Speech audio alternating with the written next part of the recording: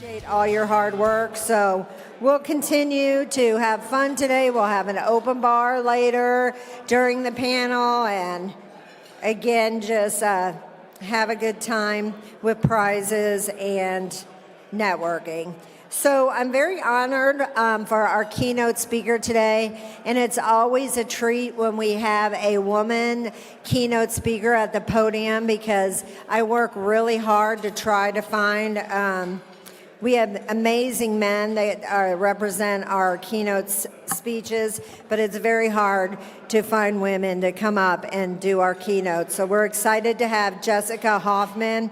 She's the Deputy Chief Information Security Officer and HIPAA Security Officer for the City of Philadelphia.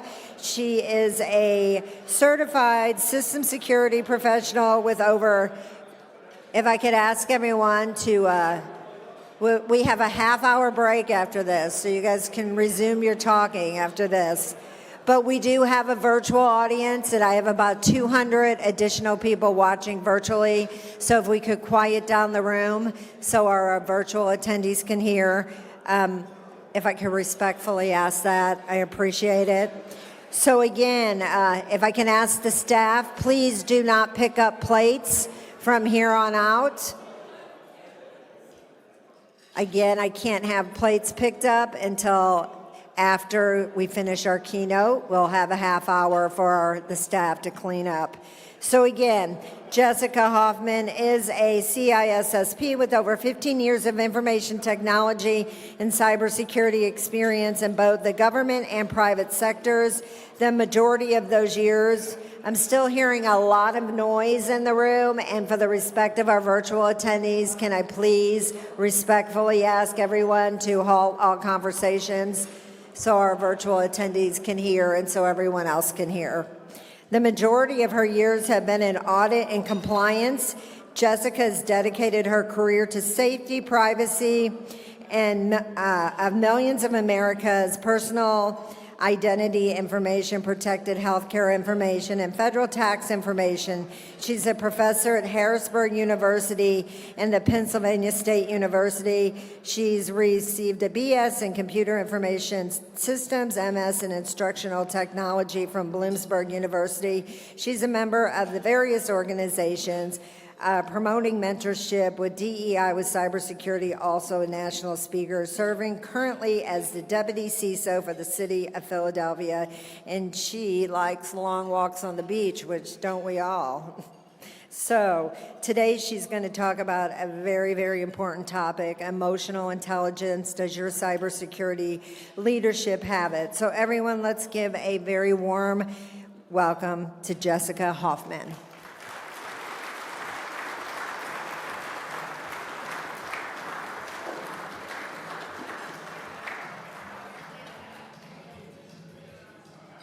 Hello? All right. Woo!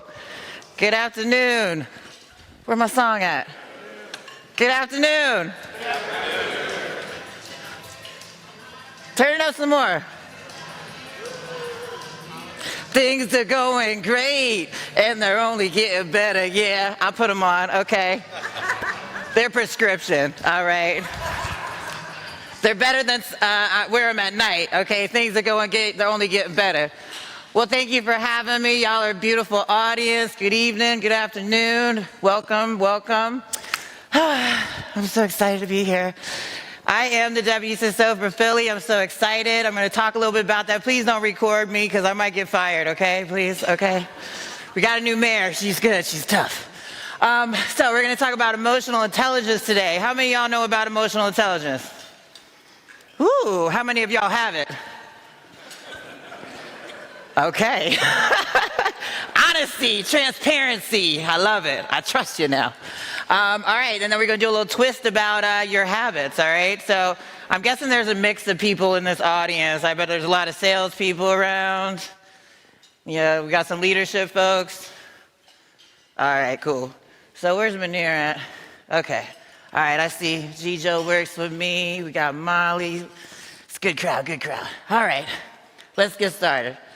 This is my icebreaker slide, okay? That's me, all pretty and stuff, you know. I like to talk about myself. So that picture is Philadelphia City Hall. If you would have asked me 10, 15 years ago, if I'd be working for the city of Philadelphia, I've been like, huh, y'all crazy. But I'm here and I love it. I teach at Penn State. Like I said, I got my kids. I love thrift stores. Got to shout out B-Sides Harrisburg next Saturday, April 12th. Y'all come through. Sub Cyrus, organizers. They're getting on my nerves, but my emotional intelligence says, we only got 10 more days. I've been in business for 15 years. Some of my favorite sayings are, listen to the universe, and what's the worst that can happen? I hate slides too, by the way. I put these together, so bear with me. I am the worst at slides. This is the best, most creative slide you're gonna get.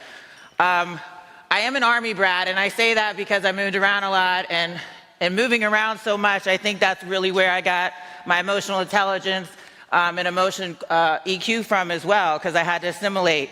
And a lot of you have also moved around, whether it's for military reasons or job reasons, and you gotta make do with what you have, right? We're all, by nature, social people. We're social beings. And I also have an audit and compliance background, so I like to say I'm the good-looking auditor. Okay, I got to clap, thank you. Woo! All right, we're awake. So yeah, from being an auditor, I definitely had to work with some people who were challenging. Some people who, when they saw that they had a high finding, they argued to death about it. How many of y'all like audits in here? Okay. Hey, it's some people's jam. All right, so, couple questions. How many of you work in an environment where you, oh, I can't see. How many of you worked in an environment where you felt your opinion didn't matter, like you weren't seen or heard? Yeah, that's it? That's pretty good. Okay. How many of you left a job, the great resignation, because you're like, screw this, I don't want to waste my time here, they're not making me feel good, I got to take my talent somewhere else, even though you got paid good. Why'd you leave? What's the reason you left? Toxicity. Okay, here's one, I'm going to see how many of y'all raise your hands. How many of y'all were the managers that made people left because you were toxic? Oh, okay, all right. That's self-awareness. We're about to talk about that. Shout out to Munir right here. He's one of my mentees at Blacks in CyberSecurity. He might be the youngest person here today too. Appreciate you. He's going to Drexel, really proud of him. Paying it forward, giving back to the community. All right.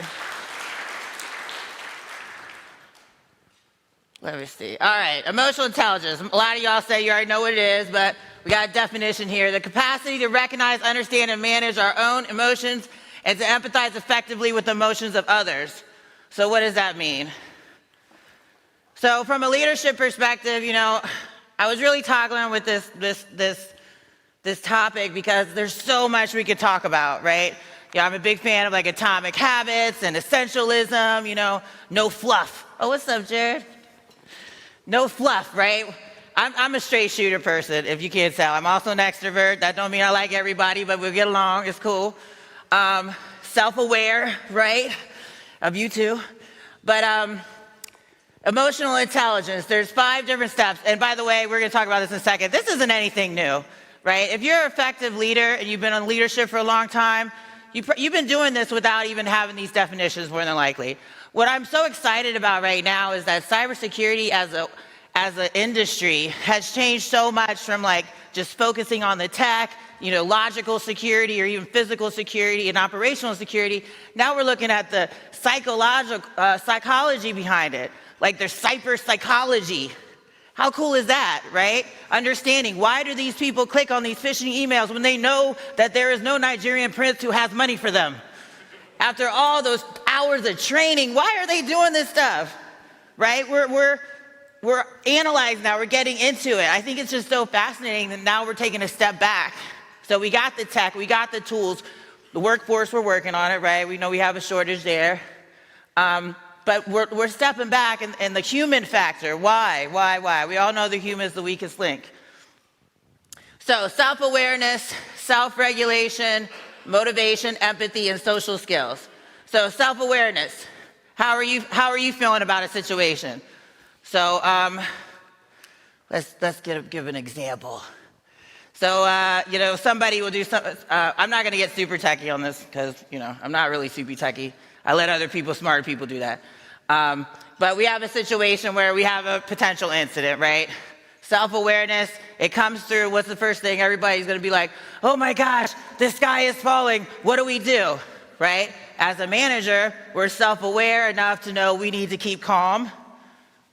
All right, let's get the proper people in the room. Let's do our proper research. So being self-aware as a leadership, but also our employees, right? And we'll talk a little bit about that in a second. That's much more difficult, right? Understanding other people. That means you actually got to talk to people and you got to talk to your team. How many of you guys in leadership talk to your team? Like one-on-ones? Often? Good. I'd like to tell them, I really don't care what you're doing, but don't leave me hanging. You can tell me how you're feeling, but I really don't need to know every detail, okay? Because at the end of the day, I don't really care. But I care about how you feel, about how you're doing your job. Do you need some help? What do you need to be successful? How can I help you? So being self-aware. Self-regulation, so in that same scenario, I can't find the person that's supposed to be on call. Okay, now I'm getting frustrated. What am I going to do here? Who do I call?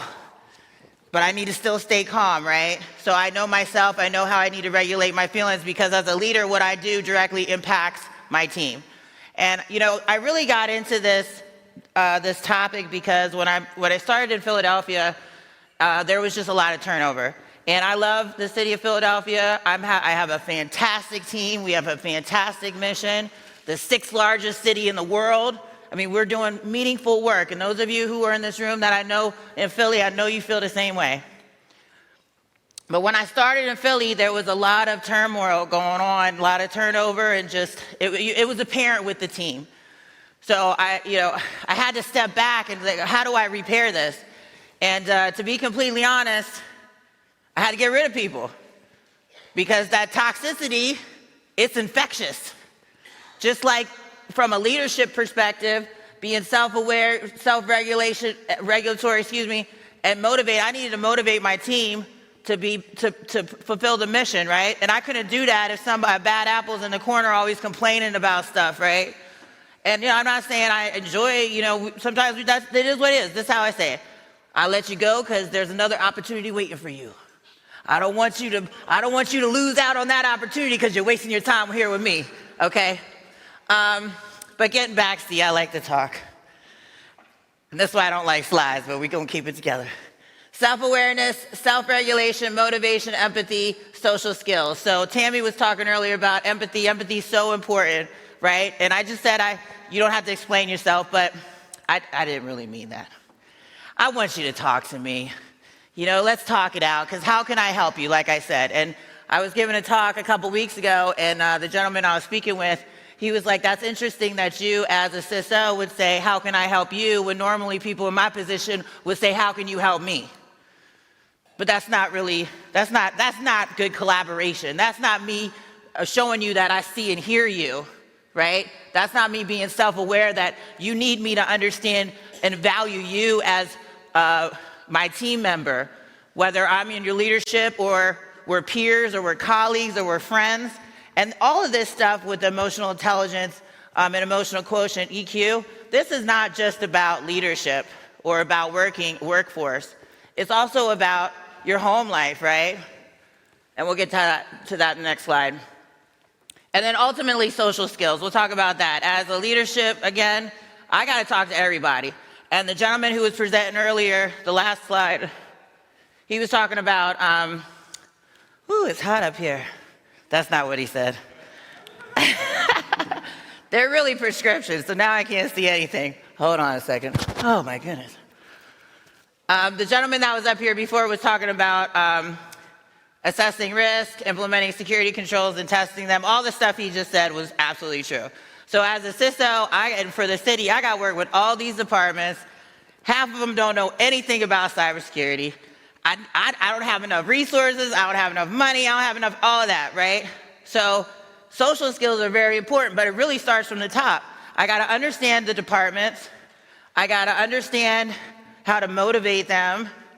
I got to understand how to make them feel seen and heard, that I care about what they need and they care about what I need. I got to get their buy-in. I got to get them motivated. I got to get them excited. So can you hear my voice? I'll be excited about cybersecurity. Okay, could you imagine working with me every day? I'm telling you, my team is totally different now. We have what we call Wednesday pep talks. We get on the phone about 10 o'clock in the morning. I'm like, let's go. You're awesome. I appreciate you. And I don't even have to do anything now. They just do it on their own. It's infectious, right? Just like if there's a bad apple. So anyway, working with the city, I have to have a lot of buy-in across the city. So that social skills is incredibly important. And we're going to talk a little bit now about the godfather of EQ, Daniel Goleman. Y'all know who he is? He's amazing. I'm such a fan, almost as big a fan as Robert Lee. If you're listening, Robert, I really like you too. Dragos. Where's that at? There we go. This man right here, he is the godfather, Daniel Goleman. He wrote a book in 1995, EI, Emotional Intelligence, Why It Matters More Than IQ. How many of y'all know what your IQ score is? Dare I ask? No. Okay. Anybody else? 139, is that good? Sounds good. All right. Well, there we have it. I don't even know. Do we do those IQ tests anymore? I remember doing it when I was a kid or whatever, but now we're at Myers-Briggs, right? How many of you guys are introverts? Everybody. Okay, so Daniel Goleman wrote this awesome book. Since then, he's wrote mad books after this, tons of books. Collaboration, he has a podcast, consulting services on how to implement emotional intelligence within the workforce. This guy is a gem. This man is a gem. So in his first book, though, when he first brought this up in 1995, saying that IQ by itself, that's not leadership. That's not how you get stuff done. IQ by itself is not enough. You have to have emotional intelligence, or EQ, emotional quotient. Actually, we need to have a balance of both, right? But if you look at, I have a lot of mentors who are, my pathway, I said, I want to be a CISO. That was my pathway, that was my journey. So I surrounded myself with people in the industry who I could look up to, right? Mentorship, very important. And I'll tell you what, most of them were in the audit and compliance background. They knew how to talk to people. I don't need to be the smartest person. I don't need to run a Splunk. I don't need to, configure servers. We got people do that. My team does that, and they do it well. They do it well. But what leadership I found is that individual has the emotional intelligence to understand, you're having a bad day, Molly. Take the rest of the day off. Go ahead, girl. I don't even talk to you right now. Okay, that emotional intelligence to know that one team member is just not right for the job. Put them on something else. So this book is a really good book, is a really good read. Just to, and like I said when I started, this topic you can talk about so much. Law of attraction. Y'all know about that? Ask the universe and you shall receive. That positivity, okay? That's that contagious. And I'm going back to Philly. When I started in Philly, it was like dead. Everybody was just head down, doing what they need to do. And here I come. Hey, I'm happy to be here. What y'all got going on? I'm going all the departments let's have some meetings. Come on. I went to firehouses and everything. I'm so happy. Shout out to Philly Fire Department, Police Department, okay, all the departments, okay? They're out here. But at the bottom here it says, high EI individuals tend to lead happier, fuller lives. Could you imagine that? Now let me ask again, how many of y'all implement emotional intelligence?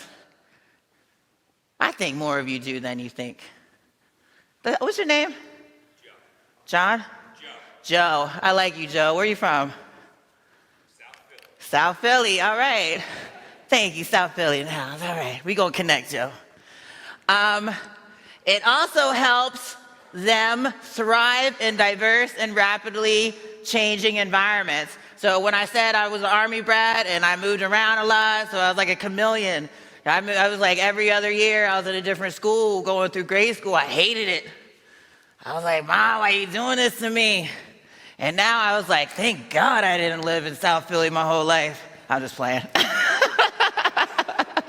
I'm just playing.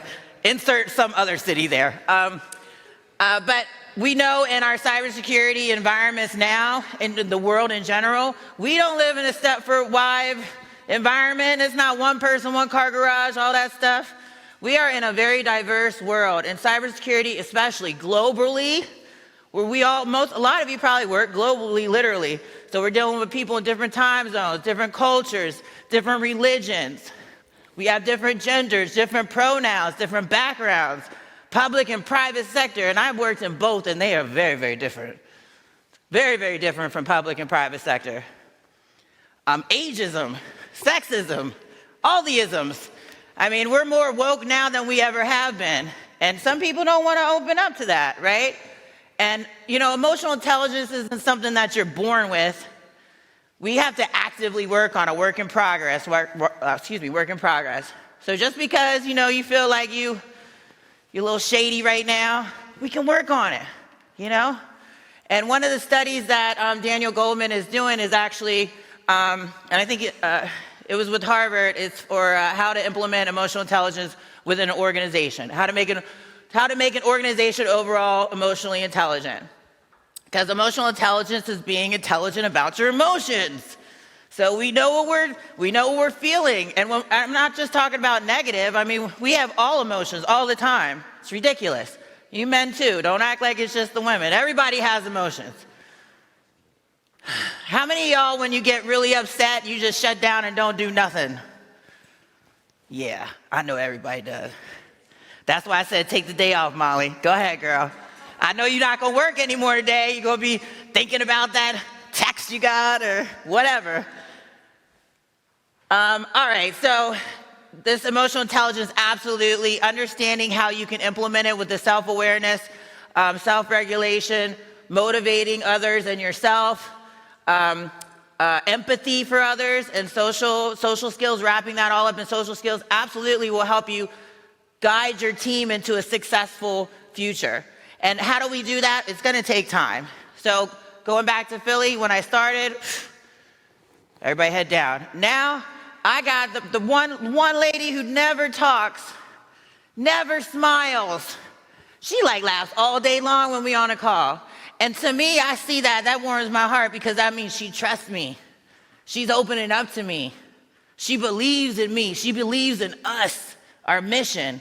And that took time for her to trust me. And not just me, the whole team together. And that takes time, and it takes energy. So whether you're in a leadership, or you're a colleague, or you're a peer, I mean, you don't have to necessarily be guiding the team to do this, right? Just because you're in a leadership position doesn't mean you're a leader, right?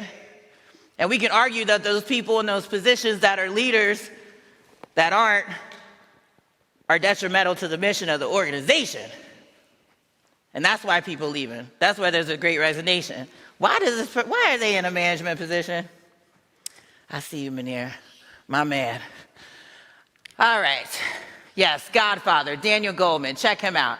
So why should leadership care? So the whole presentation title is EI, does your leadership have it? Okay, hold on, I'm hot again. Whew. It's these red lights, man. Effective communication, building, maintaining relationships, managing conflicts. So I mentioned a little scenario about incident response. Sorry, I drifted off there, but managing conflicts is how important, right? I feel like every day there's a fire going on. Whether it's false or real or who knows what, there's always something. It's really hard for us to focus on our goals. And what's a goal, really? right? Our goal is to have 0 incidents this year. So what, after the year's over, we're like, okay, cool, we're done. You know, we're constantly setting goals, we're constantly setting milestones, whatever you would call it, all the buzzwords, but we're continuously getting better, 1%, 1%, 1%. Leading change, handling stress and pressure, empowering teams, and strategic decision making. So do you guys feel, and everybody got a boss, do you guys feel that your boss has, your leadership has effective communication? They're transparent? How's that make you feel? Makes you feel good, right? How many of y'all got terrible leadership? Yeah. This is safe space, people, safe space. They don't see you, they only see me. Okay. I got dope leadership, man, I got dope leadership. So much I moved into the city of Philadelphia, so it must be good, because I'm like, I'm not from Philly, I live in Jersey, but you know, okay. Calm down. There's always one. Okay. How many of y'all feel that your leadership takes the time to build a relationship with you?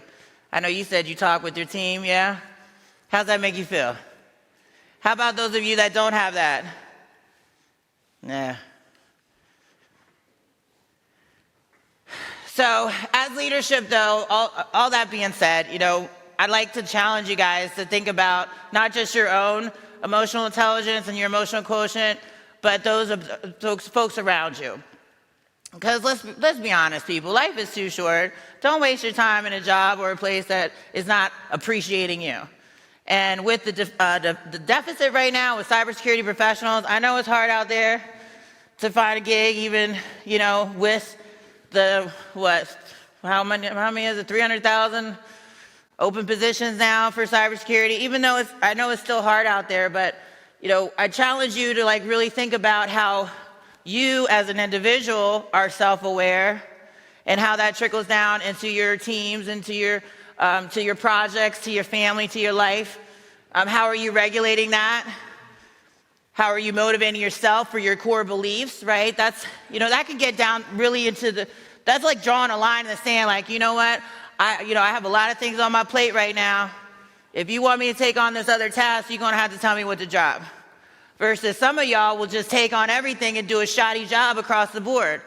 So having that moral compass, and I'm talking about work here, but across the board, right? Having that moral compass be like, nope, you ain't gonna have me have a heart attack. That's self-awareness right there. You had draw a line in the sand. And I know women, I know that we be like, yes, yes. I don't even know why I'm up here. I was like, sure, whatever, Kim. I mean, it happens just like that. So anyway, leadership's super important here. Challenge you for that. What else? I think I got one more slide here. I told you I hate slides. Oh, here's the habit part. So I'm a fan of Atomic Habits. I love the book. I actually have my team reading it right now because I just feel like, you know, we're always in this hamster wheel. You know, what are we really doing with our time? How many of y'all feel that way? Thank you. You guys are honest up here. I appreciate you. That transparency. So, what are some good EI supporting leadership habits to create a culture of excellence? It's very broad, I know. Excellence can mean a lot of things, but let's just mean excellence means a safe space. And when I say a safe space to where Molly could be like, I'm sorry, I'm picking on you, Molly. Molly can be like, yo, Jess, I'm just not feeling it right now. And I'll be like, cool, say less. That safe space. Or, you know, hey, I did actually yesterday, I ran out the house so quick, I left my laptop at home. I could have let that ruin my whole day, but I was like, you know what, chin up, Jess, go to work. And I went in there, I was like, give me a loaner. You know, and I worked it out, and the day was great. But sometimes you just gotta be honest with yourself, like, you know what, I didn't put my shoe on right, you know, I wore the wrong shoes, whatever. It's still a good day. And that's the way that we're infecting the rest of our team, right? By showing that positive attitude. And I know everybody out here is not like that, and I get that. I'm self-aware enough to know that I be doing the most. Okay? No? Cool. Sometimes. You know you want to hang out with me, though. I know you do. And that's one thing. Highly emotional, intelligent people, they cool as shit, okay? Y'all want to hang out with me. I know you do. I'll take some numbers. All right. We lead by example. Everything I just said, very infectious, right? Our attitude, our work ethic, our ability to be approachable, transparent. Another thing I did when I came to the city, I made sure that I let folks in on the sauce. You know, sometimes you do want to keep some boundaries there, sure. But I'm like, you know what? I don't want to be the middleman here. I'm not trying to micromanage because I don't want nobody to micromanage me. So lead by example. Or where'd I go? Oh, I missed it. Maybe I did have another slide. Yeah, lead by example. Establish clear expectations. That goes back to us being self-aware of ourselves and our team understanding what self-awareness means too, right? So they can be like, you know what, Jess, I can't take this on right now. And I go a step ahead of that and I say, hey, so-and-so, I need you to do this. So you go ahead and handle this. Don't worry about this other thing. So they don't even have to ask me, right? Because I already understand. And then I say, is that cool with you? Now you might think I'm a pushover, but I'm not. Okay? Because if they were like pushing back on me, then I'd say, okay, well, what else do we need to do? And then I'd be like, I know you ain't working on all that stuff, so go ahead, get busy. Okay? But I'm just saying, like, you want to have people have the option, right? And all of y'all smart in here. I'm not saying anything new. But what I do want to bring to the surface is the fact that emotional intelligence is a real thing. There's a lot of literature out there. There's classes out there. Daniel G., the Godfather, he wrote a whole curriculum for K through 12 on this. So they actually have done case studies since 1995 about having emotional intelligence curriculum in elementary, middle school, and high schools to see how much more successful in ways that those students could have been. And it was, I read it was like 10% across the board, 10% higher grades, 10% ability to be agile and assimilate within whatever culture that they're in. But just being aware of not just yourself but others can be just think about how many times we get upset because somebody says something to us wrong and we'd be like, are you kidding me? Are you kidding me? Versus, oh, well, maybe they're having a bad day. Maybe they're having a bad day. Oh, you're getting this on camera. Hold on. Let me wipe off a little bit. I'm telling you, it's hot up here. This is very sensitive. Provide meaningful feedback, create a supportive environment. That's that safe space we were talking about. Implement habit stacking. So this one's from Atomic Habits. I heard a couple people, y'all read that book yet? It's good stuff. So maybe an example is, and gentleman up earlier talked about access control.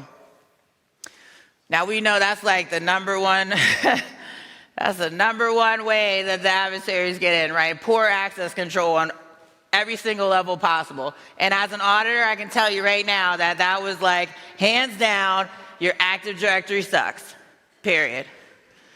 Your Active Directory sucks, your onboarding, offboarding sucks. Why has this account not been logged in for 3 years? So yeah. Anyway, so stacking, habit stacking, maybe every time you have a request for a new role to be assigned to a particular individual, the person at the help desk opens a ticket with Active Directory, say, hey, can you verify that all these roles here should be assigned to this individual? So least privilege, right? So just stacking. I just called to get another role added, but taking that moment to be like, okay, well, let's assess all of it together. Or for you firewall folks out there, you got a ticket to open up a firewall or report, add a new rule or whatever. Okay, well, you take that time to look through the rest of the rules because I guarantee you 50% of them you don't need anymore, right? So that's habit stacking. Like, we're going to do one thing because that's what we need, but we're going to stack on some other things related to cyber. And one of my favorite is training. So I'm a big I call it circular learning. I'm big on circular learning. You guys heard that I teach at Penn State. I do a lot of stuff in the community. If you don't know, you don't know. So we got to talk about it, right? And we got to help the next gen, so I'm big on that. So I implement the same thing in the city. Oh, you know what? I'm going to come over here with you guys. I'm sorry. I've been neglecting. I'm right hand. I do the same thing with the city. I actually got an opportunity next week to go hang out with the fire commissioners. I'm excited. I'm excited because I'm bringing it to them. And I've done that before too. Like, meet people where they are. And that's me being emotionally aware of the situation. That we have our public safety out there in the streets, handling business. They don't have time to go to a computer in the station and do cybersecurity awareness annual training. I get it. Nobody wants to do that dumb stuff anyway, right? It's stupid. Click, click, click, click, click. I know y'all know what I'm talking about. And no before, whatever, I don't know, don't be saying nothing. We gotta meet people where they are. And that's another thing about the industry changing. Like, it's not the same, we're not against the same adversaries anymore. We're in a very, it is scary. I've been scared though. I've been cyber a long time. I've been always scared. We always scared. Anyway, oh, can I see? This is so sensitive. Encourage accountability partners, celebrate progress and milestones. I think I'm coming up. What time I got? Okay. Encourage accountability partners. I didn't mention this before, but being in the leadership and being emotionally aware and all that stuff, and really the empathetic portion, making sure that your team feels seen and heard. You go and have those one-on-ones, and by doing that, Joe is automatically becoming a mentor. He's automatically sharing with that, those individuals to make sure that they have what they need to succeed to the next step, whether that's within their organization, where'd it go, or somewhere else. So that mentorship is so important. And if you're not giving your employees that mentorship opportunities, you're probably not that highly emotionally intelligent, right? It's automatic. People are looking at you, whether you like it or not. So make sure that you're giving them something to look up to. So accountability partnerships inside your team, outside, whether you're working with vendors. When I used to work for the federal government, I used to go down, I used to work in DC, I would go to my, what did I do? Hello? The battery's dead.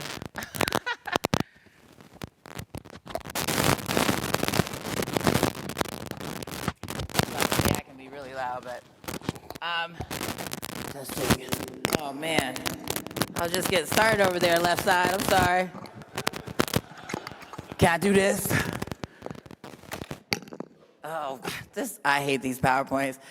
When I used to work in DC, I was the only person in my federal agency that used to actually go to my vendor. And I would go and see them. I would go see their office. I would go hang out with them. And to this day, that was over 10 years ago, they are still my buddies. Right? Because I took the opportunity to let them know that I seen them. And even though they're my third-party vendor, and shout out to y'all third-party vendors, you do get on my nerves. I do not have any purchasing power. Although I might, but not today. Don't try me, please. I don't do cold calls. Hello? Okay. I moonlight on the evenings as a comedian. I'll give you a joke before I'm done. I got a mic coming. Oh, I got a microphone, okay.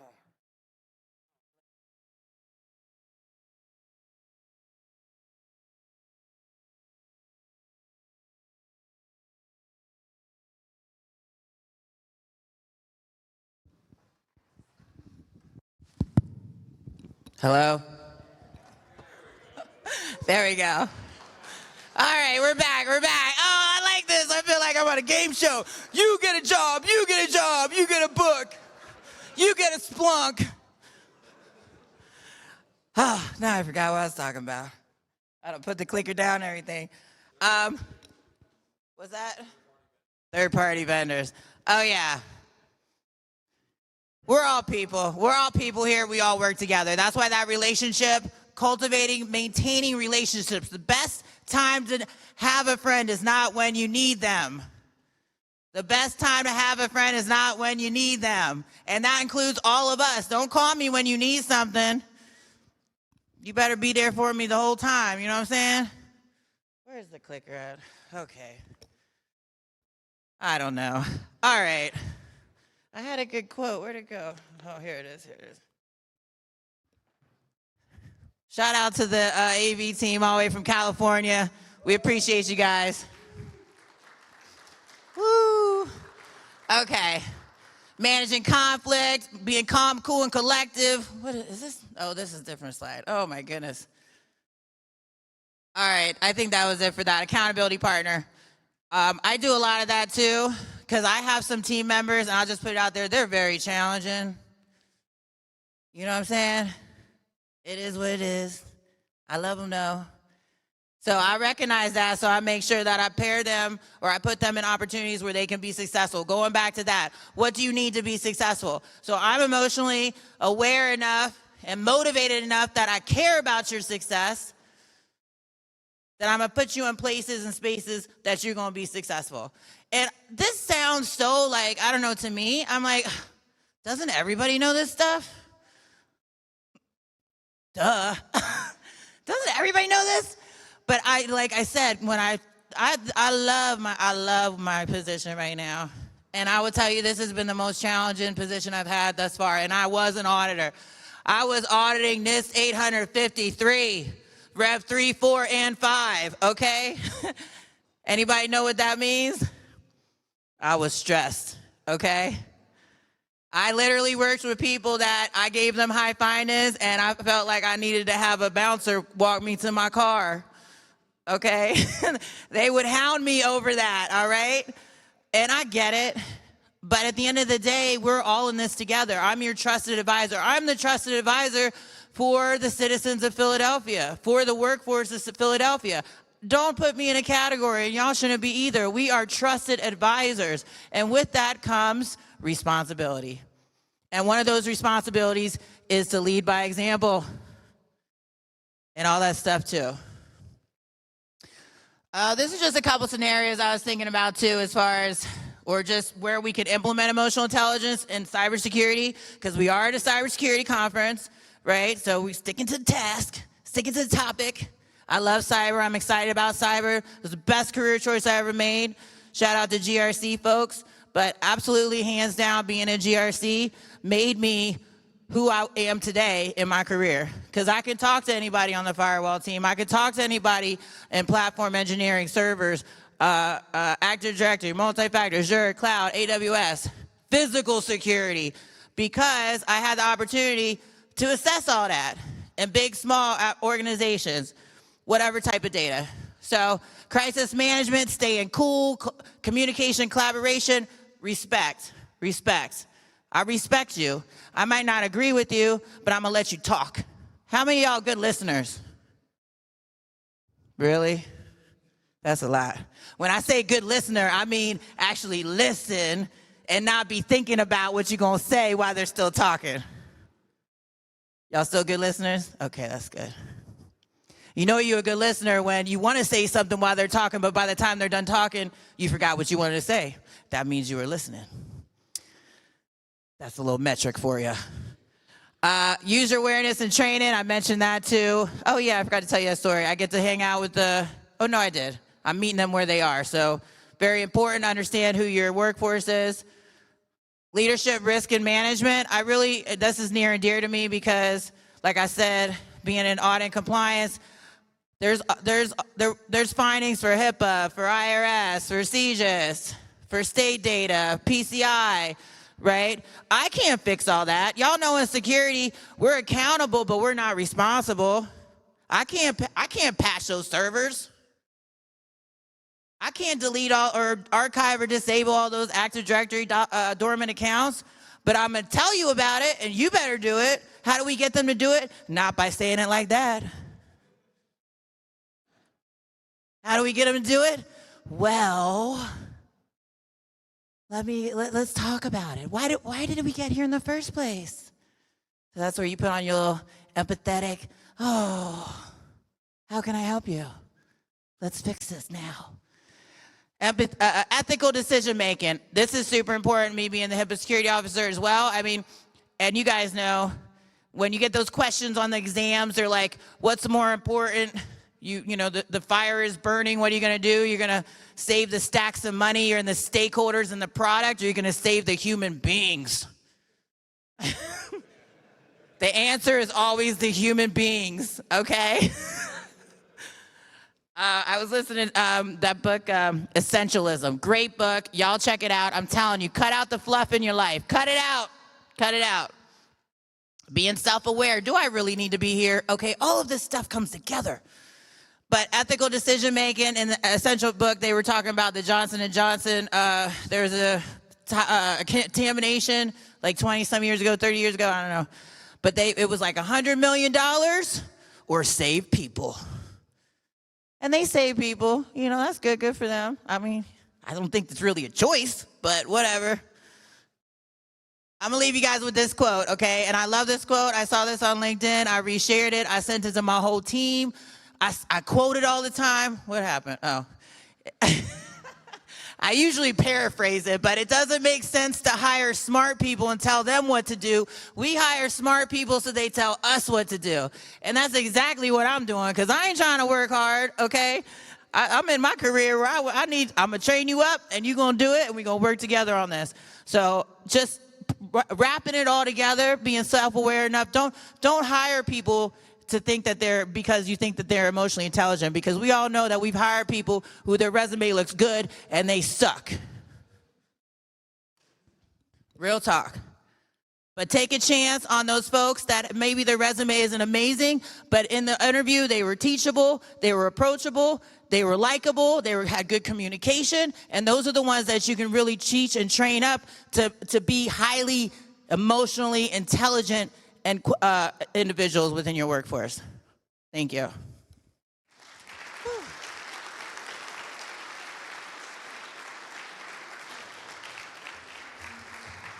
I just want y'all to know I didn't read any of my notes. I am so sorry. Hope it wasn't too bad. Anybody have any questions, or you good? What you think? Okay. It was good, thank you. I appreciate you guys. Gijo has a question.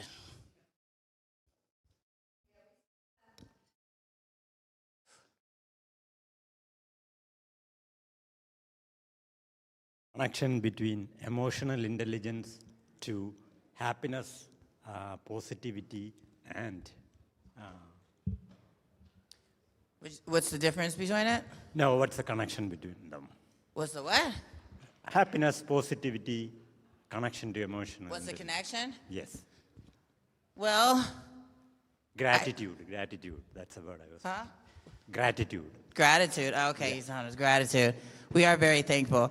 And I honestly do think that people who have high emotional intelligence or work on it continuously are happier people, because like I said earlier, you don't let nothing steal your joy.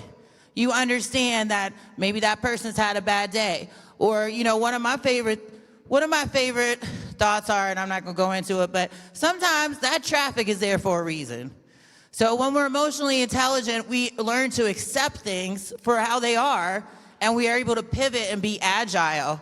So putting it back in our workforce perspective, one of our star employees leaves.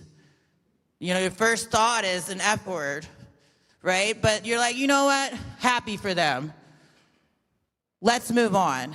There's opportunities for other people. So I do believe that in my heart, that people who are emotionally have high emotional intelligence, don't let nothing stop them. And they are there to help other people and are agile and able to pivot in situations. And that's why when there is an incident, or when I have to go beg for money, or when somebody tells me no, because I don't like being told no. Somebody told me no the other day, and my first thought was the F word again. And then the next day, I said, you know what, I'm gonna do it anyway, and I'm gonna do it my way, and I did it, and everybody's on board now. They just didn't like that way. I found a different way. So, I mean, that's actually a really good question, and Daniel G., the Godfather, he talks a lot about that in his podcast, that there is a direct correlation, a direct link between having a high EQ, or high emotional intelligence and being happy, well-rounded, adjustable people that you want to be around. You don't go around complaining. There's a difference between me saying, Kim, I'm happy, and me being Kim, oh my God, I'm so happy. All these things happened today. It's so amazing. She's like, girl, just be quiet. Just tell me real quick. And I say happy because I'm an optimistic person. I could do the negative, but really nobody talks about when you're happy. They talk about when you're negative. Everybody complains when they're negative. We all know that one complainer in the office. They just run around and complain about everything. You're like, shut up. And there's a difference between venting and complaining and me saying, you know what, Keith? I'm having a bad day. And he's like, okay, that's it. And that's one step right there that you are being emotionally aware enough to say, I'm having a bad day. Maybe leave me alone for a little bit. I'll get back to you. Thank you. Thank you.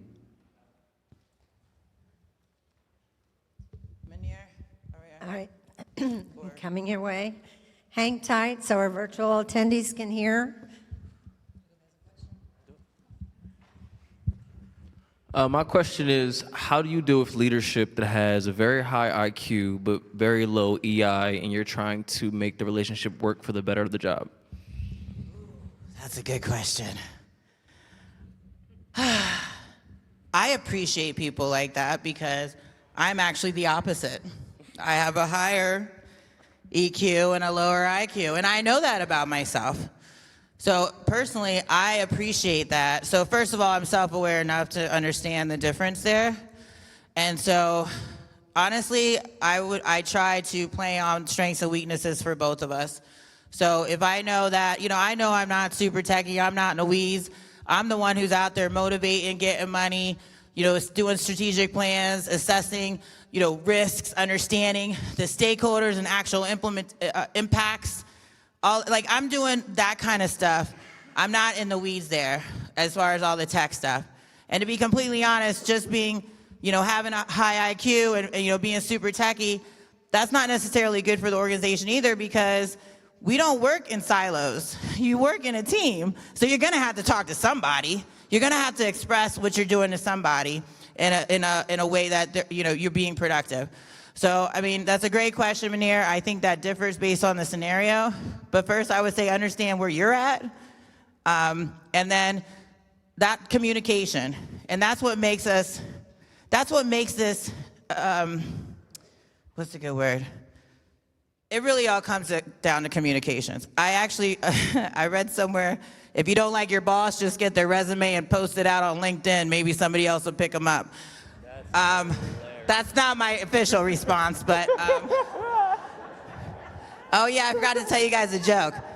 I'd say talk to him about it, but understand first. I saw where you found that. That happened on Everybody Hates Chris. That one episode when he had a substitute teacher. I remember that. Oh no, I didn't see it there, but I like where. Did you have a question? Or are you just doing your hair back? Okay, never mind. All right, well, is there any more? I got a joke to tell you guys. I almost forgot. It wasn't about posting your boss's resume either. Okay. You guys ready?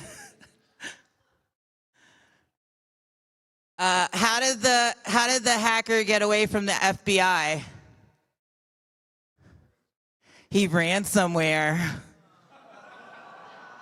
Mic drop. That's it, I'm done. Okay. Thank you. Thank you, Jessica. That was really awesome. Thank you, sweetie. Thank you. It's such a treat. We hear tech all day, so what a treat to have that keynote. How about another round of applause for Jessica? And our